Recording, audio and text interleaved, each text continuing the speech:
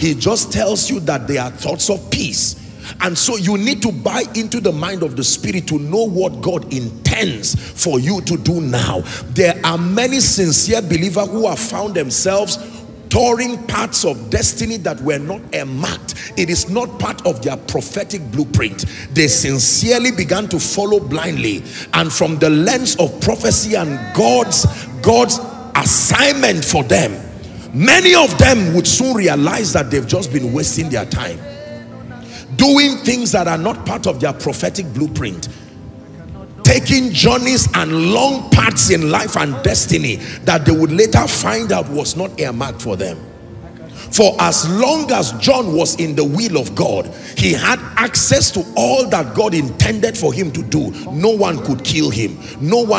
People could persecute him, but he became invincible. He was immune because he was staying in the will of God.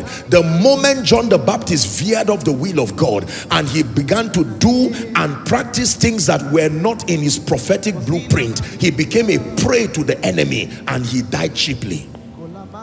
The assignment of John was to be the forerunner of Jesus, and for as long as he understood that assignment and stood upon his watch playing that role effectively, the same people who would later kill him were there, and yet they had no power over him because he was immune by the power of his vision. But the moment he announced Jesus and he did not know what else to do with his life, he began to delve into areas, perhaps sincerely so, that was not earmarked for his destiny. How could a man announce Jesus and die the way John died?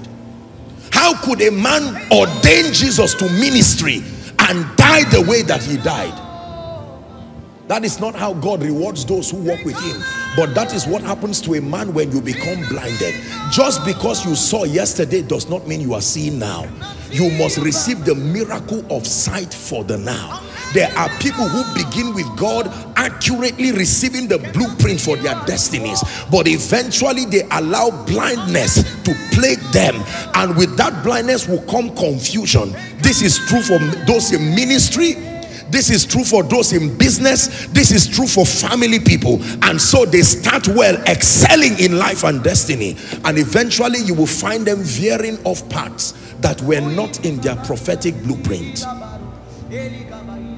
Imagine with me, ladies and gentlemen, that I ask you to close your eyes and then I ask you to walk out of this room or to walk to your car to go home. Chances are excellent, except by divine help, you may not get there.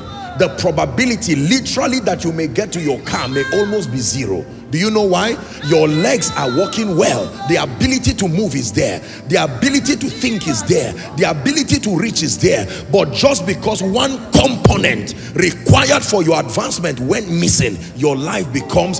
The terrible thing is that it will not stagnate you. It will confuse you and derail you until you die. When your legs are tied, even if your eyes are open, you can see where you should go, but the ability to take steps is not there. But when your legs are fine, your hands are fine, your mind is fine, but your eyes are blind, you will keep moving. Motion without direction is a risk, because you can fall into a pit. Are we together now?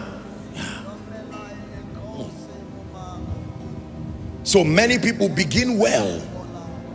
In fact, there are people who start from day one of their spiritual journey. They already start in confusion with all shades of blindness, and they find out that they are wasting their time, wasting their energy, investing themselves in things that have no consistency with God's blueprint for them. I'm praying for someone here tonight where you have veered off in destiny, that you are moving this way thinking it is God leading you. At the end of tonight, you will know who and what has been leading you. Because listen, some of us, the way you are going, if you continue it without a message like this halting you, you will definitely get into perdition.